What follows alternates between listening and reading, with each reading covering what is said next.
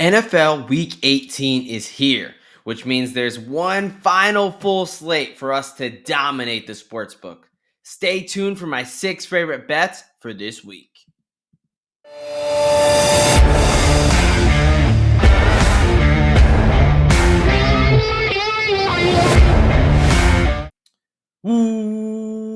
Welcome, football fans, to another edition of IDP Plus Bets. What is up, folks? I'm your host, the DGen Doc, and as always, we are back with another episode of my best bets.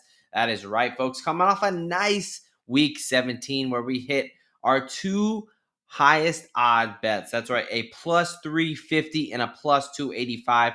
Brock Purdy coming through with a passing ladder, which if you rode that all the way up to 350, it did cash an 11-1. And Jonathan Taylor with a nice, easy 2 touchdowns there against my sorry Giants, who decided to win that game for no reason. But we did secure some profit there last week with hitting our two big dogs, 3-1 and almost 3.5-1 there. So very nice coming through with the long odds there. But now it's on to week 18. And look, folks, week 18, this is the final regular season slate. And this is the week where things get a little wacky, right? And you're talking about, motivation standpoint. Wow, who's playing for what? Who's going to play? Where are starters going to rest? Where are guys going to fill in? This is a difficult week. It is unlike a normal week in the NFL because there's so many situations where typically, even if one team is trying to play for something, the other team doesn't really have much to play for. You have that whole situation of, is there tanking? To us fans and to ownership, yeah, tanking might make sense. But to those grown men that are out there fighting and battling every down, and this may be the last snap of football they ever play, tanking's not a thing to those guys. So it's very interesting, but it does create some unique opportunity in the market. So as always, folks, if you are new to the show, this is my 6 favorite offensive prop bets. We are going to start with the lowest odds and then go all the way up from there. We got a wide variety this week. We're starting off with a minus 110, and we're ending with a 6-1 bet. So without further ado, let's get it started. And we're going to start with our only under on the card. And we're going to go over to Cincinnati, and it's going to be Chase Brown, running back for the Bengals there, under 68.5 rushing yards. There's a couple reasons I'm going after this play. And the first one is what we see right here. Chase Brown, he went down to try to help them kick the walk-off field goal and save some time. He unfortunately injured himself on that one of those last plays there for in regulation against Denver before they wind up actually scoring the touchdown. But high ankle sprain. Now, it was a confirmed high ankle sprain. They're calling it mild, but this is not, high ankle sprains don't typically, even in a mild variety, they're not a mild injury. They're not a minor injury. When we have a low ankle sprain, kind of that traditional ankle sprain we think of where someone rolls their ankle, that can be, players can play through that in a week or two, not a big deal. But the high ankle sprain, that refers to the ligaments between your tibia and your fibula, your two lower leg bones. That takes more force to damage and to actually injure. So, and then requires more recovery time kind of on the backside there. So this is typically, even in mild cases, can take up to 4 to 6 weeks to fully recover. Now, this is kind of win or go home for the Bengals. They even still need a little bit of help, but if they lose, their season is definitely over. So he's called a game time decision right now. He has not been able to practice much, but really it's less Chase Brown and it's more this injury. It's a very hard injury to play through. You will have limited mobility, elevated re-injury risk. I know Patrick Mahomes was able to do this, but he's a different breed and he plays an entirely different position. If we look even at, a guy like Justin Herbert who tried to do that, he re-injured himself and wound up having to leave the game. They lost the game, did not go well. So I give me Chase Brown under 68.5 rush yards at minus 110. Not only with the injury, but also you have a Pittsburgh defense that is very good against the rush. They've been leaky in the back end. They've been good against the rush. So I like Chase Brown to be held into some contain. I don't think he gets nearly as many touches, and I don't think he's going to be as effective. So give me the under there on Chase Brown. Sticking in that same game, we are going to go with Steelers running back Najee Harris, 60-plus rushing yards at plus 180. Najee Harris is a guy who went off against the Bengals the last time they played, going for over 75 yards. And this is Cincinnati defense that, I mean, they've not been good at stopping much of anything this season, especially the run. And now you have their starting defensive tackle, Sheldon Rankins, is on the IR with an illness. You have starting defensive end Sam Hubbard out with his PCL injury. So you have two starters down on an already leaky defense, bad running game. And look, how do the Steelers win this game? What's their path to success? You want to try to keep Joe Burrow and that explosive offense off the field. And the way you do that is you run the rock. Arthur Smith knows exactly how to do just that, run the rock. I like Najee Harris to get over 15 carries and easily go over this 50 plus rush yards, or excuse me, 60 plus rush yards for plus 180. So that's Najee Harris, 60 plus rush yards, plus 180. Again, he went for 75 last time they played, and I think Pittsburgh needs to run the rock in order to have success in this game. All right, sticking with another running back here, we are going to go with the Denver running back, JaleelMclaughlin, the smaller of the backs, 50 plus rushing yards for plus 205. Now, the Denver backfield has been a bit interesting to figure out this season. It's been profitable if you can figure it out, but it was seeming to switch every other week as who's the guy? Is it going to be Javonte Williams? Is it going to be Audric Estimate? Or is it going to be Jaleel McLaughlin? I think last week gave us a good indication of where this team is heading. Jaleel McLaughlin, he went over this number. He went for over 60 yards last week against the Cincinnati Bengals defense. He was averaging over 4.5 yards per carry. He's the more explosive guy, and he's just clearly the guy who has the most pop on this team. I think Sean Payton is starting to realize that Jaleel McLaughlin can be a real threat for them on the ground. You have the Kansas City Chiefs who expected to start to rest some guys if they locked up the number 1 seed. Chris Jones is not expected to play. I wouldn't be surprised if a guy like Nick Bolton, Karlaftis, some of these other guys, they really don't have any type of motivation to play. They've already locked up the number 1 seed. So I do think Jaleel McLaughlin, I think he's going to get the touches from Denver. And I think going up against a typically stout rush defense in Kansas City, now we're talking about against some backups, right? So I think that Jaleel McLaughlin has a really nice opportunity there to go over 50 rush yards for a plus 205. All right, folks, that is 3 out of the 6 bets. You know what that means? It's time to tell you about some of the great things we got going over here on IDP Plus. Head on over to idpplus.com/membership and get one of our many memberships there. And I will give you a 20% off right now for all memberships using promo code PROPS. So you want to make sure that you get an IDP Plus subscription. You get you get access to things only for our subscribers, whether that is the access to tools for the props or data or IDP specific articles that are only to our subscribers, and of course our subscriber Discord. Also want to tell you about some of the promos we got at idpplus.com/FanDuel. $50 in bonus bets when you deposit $10. And don't worry, we don't discriminate, because at idpplus.com/DraftKings, you can get $50 in bonus bets when you deposit $50. Do not worry if you missed any of that. It'll all be in the description in the show notes. All right, moving on to bet number 4 out of 6 here. We are going to Hot Atlanta to talk about Mr. Tyler Allgeier. 50 plus rush yards at plus 230.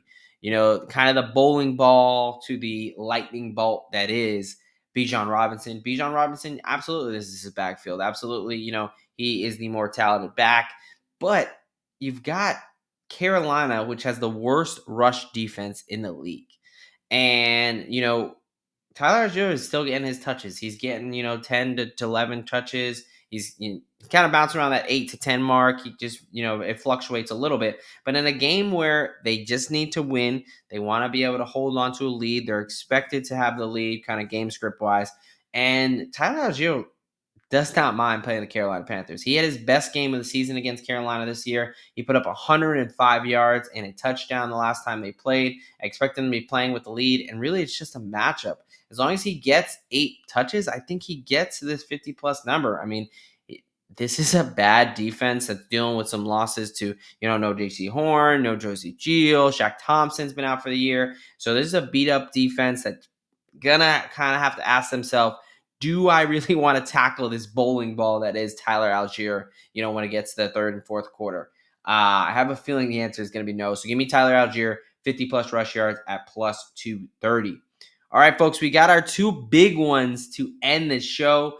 And our two big ones hit last week that secured our profit there. The 3.5, the plus 350 and the plus 285 there. So we're stepping it up even bigger this week. Look, we're heading out to the game of the week, the game of the year, some are saying, and that is the Minnesota Vikings heading up to Ford Field to take on the Detroit Lions for the battle that of end all be all. The number one seed, the NFC North, everything is on the line in this game. And I'm going for a guy who is probably not going to make the graphic of this game. He's kind of a little bit under the radar, but Sam Darnold loves him. And that is wide receiver 3 for the Minnesota Vikings, Jalennailor. 40 plus receiving yards at 5-1, plus 500 just for him to get 40 yards. He doubled this amount just last week. He had 81 yards and a touchdown last week. Darnold, again, likes him. It's one of his targets. And that slot position is really a position of vulnerability for Detroit.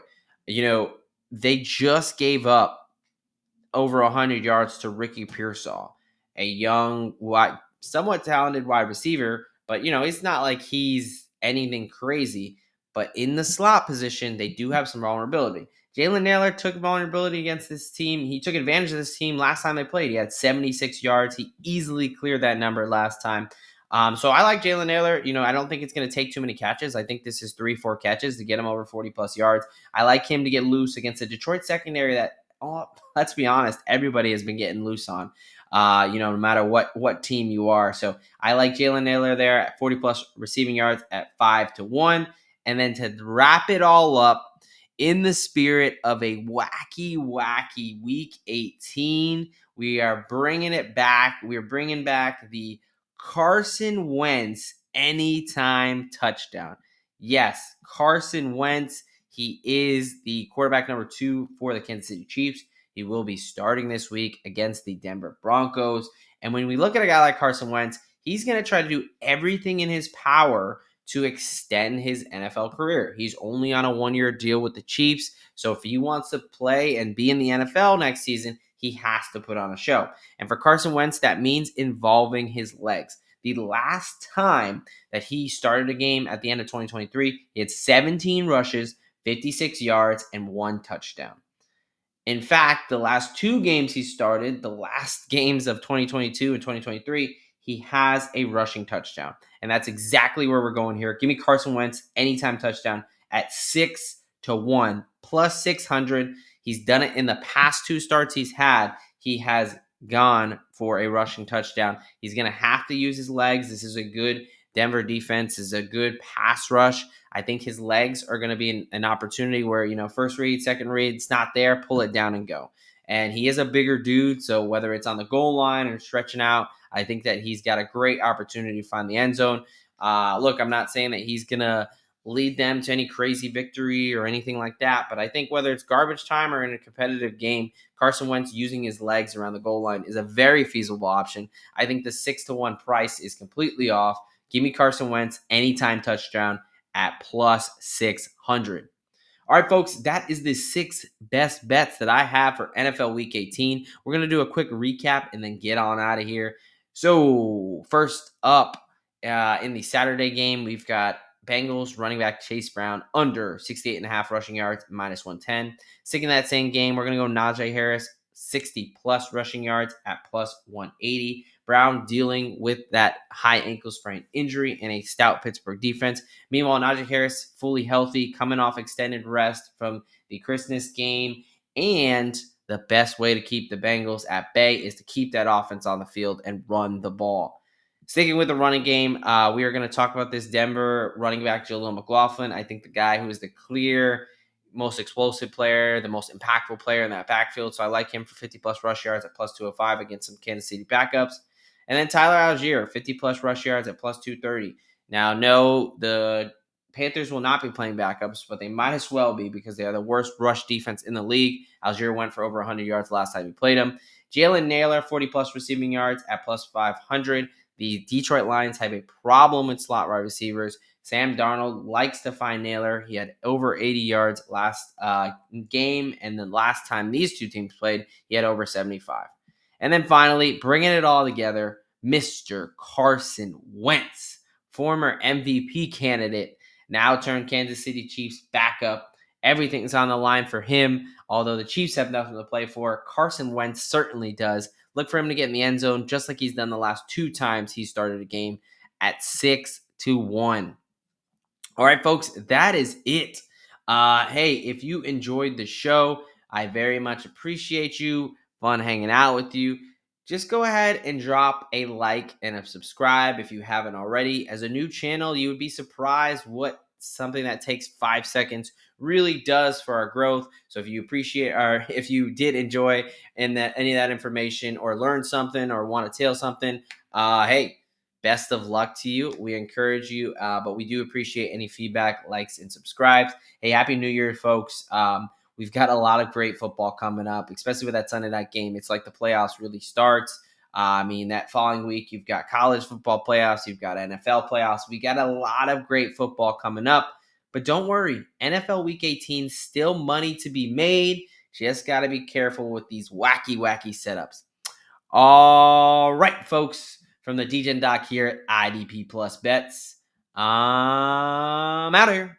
Thank you for watching the IDP Plus YouTube network. If you enjoyed this video, give it a thumbs up and don't forget to subscribe to our channel.